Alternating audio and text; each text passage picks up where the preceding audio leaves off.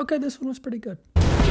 This episode is really what you would expect in the first half. And then in the end, it turns the heat up. What I will say is that in general, this episode gave me hope for the next seasons of this show, which there undoubtedly will be, because we are leaving the world of just the House of the Dragon, and we are starting to see some Baratheons in this. That's kind of exciting. We get to see some other houses. Here's what happens. Rhaenyra gets the news. Viserys is dead. Aegon has been crowned as his successor. She takes the news so badly, she miscarries the child she was about to have. Yeah. And so that was gross to watch. She meets with Aegon's people. They all ride dragons, and she kind of wants peace, but she's trying to assert herself as queen. And you all are traitors to the realm. And she doesn't want any more trouble. Who would want more trouble? Honestly, they make a pretty good case. He was anointed by a septon of the faith before the eyes of thousands. Every symbol of legitimacy belongs to him. And now they're actually starting to play the game strategically, because all Rhaenyra can really come up with is, well, my dad said I could, and everybody listened back then and made an oath. Well, stale oaths will not put you on the Iron Throne, Princess. That's what she's got. She's got a stale oath.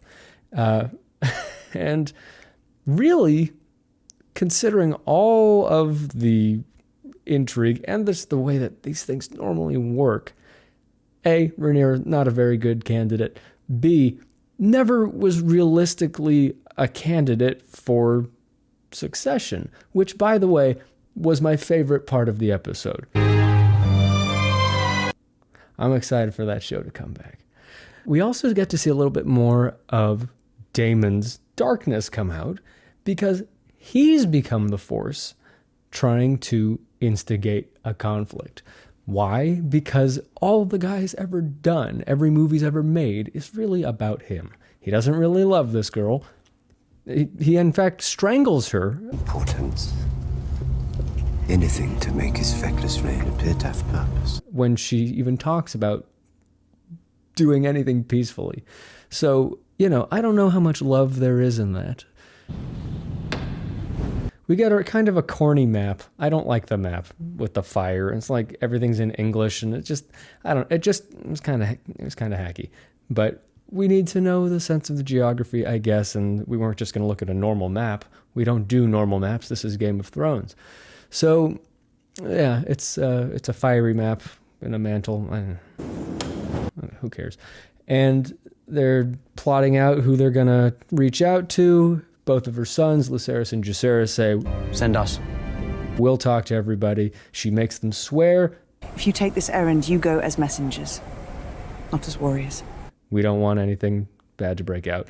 And she kind of leads them to believe that everybody's going to be on their side because...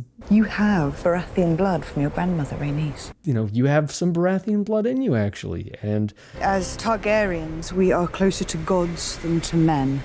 Well, once again, Rhaenyra needs a little bit of a reality check. You'll be honored to host a prince of the realm and his dragon. Because when Lucerys shows up on dragon at the Baratheon castle,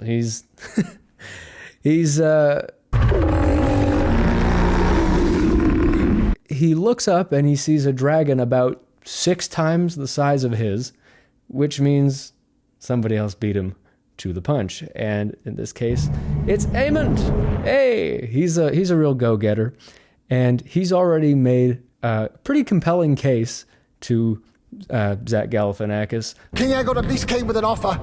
My swords and banners for a marriage pact. Not only has he made a great case for Aegon and told him all the stories about how everybody saw him.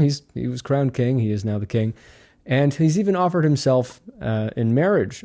And maybe there's more to the offer. But the fact of the matter is, Aemond is negotiating. He's bringing something to the table. And Lucerys shows up. He's this little 14-year-old kid on a scrawny dragon. And he's already betrothed. I'm already betrothed. So he can't offer himself in marriage. And all he's really saying is, my mom said you said that. And he goes, Remind me of my father's oath. So that doesn't look great. Aemond kind of wants some revenge. We get to see what's underneath that eye patch.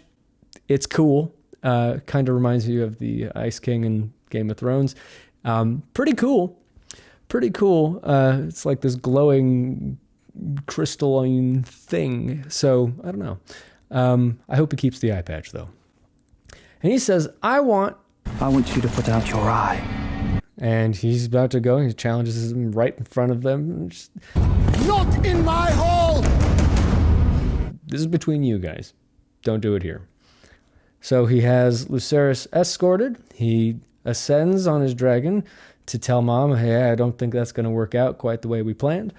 And he flies off high into the storm clouds. And what do we see next? Well, higher and higher above him is that dragon that's about 6 times the size of his.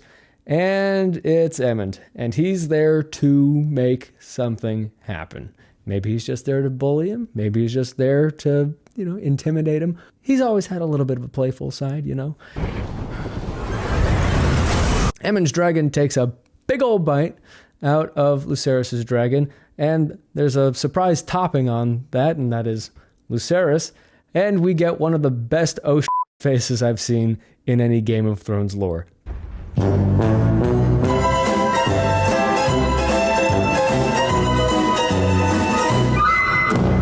That was pretty good because he didn't mean to do that, but that might have started a real war.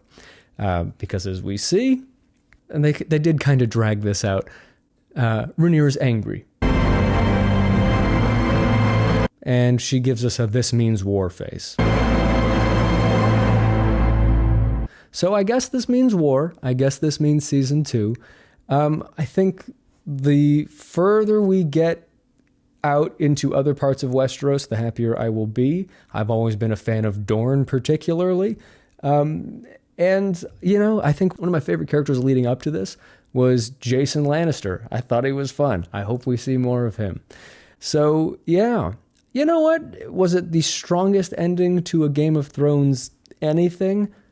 No, I wish they'd ended it with the face. That would have been great. They didn't. And I give it a 7.5 out of 10.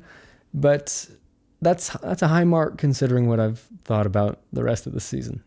So, yeah, there's that. In the meantime, Succession's coming back. That's a show I like. I like that show. So, I don't know. Won't you join me as we talk about something else? Subscribe to Oh So Curious, this YouTube channel, and follow along in the comments. Tell me what you think of these shows and movies, because we're all just kind of talking about movies and shows. That's what culture's made of, man. Okie dokie. That's it. That's season 1 of